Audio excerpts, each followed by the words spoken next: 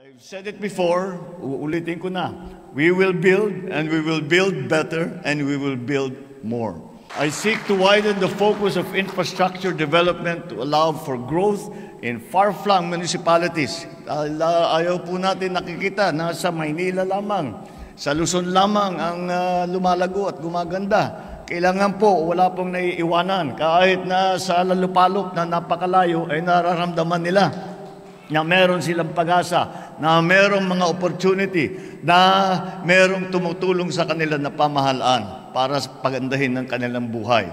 So we go to the underdeveloped areas of the Philippines, and this we will open up through the construction of roads and bridges as well as an efficient means of transportation, including the expansion of railway services and including connectivity and access to means of communication so that no part of the Philippines is outside of its reach.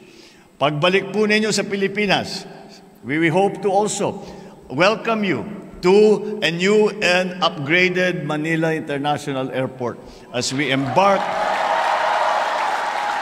Dahil sinimulan na po natin, dahil nakakahiya naman po, yung airport natin napabayaan na ng husto. At pagka yung mga nag-aaral tungkol sa mga airport, hindi maganda po ang report sa airport natin sa Maynila.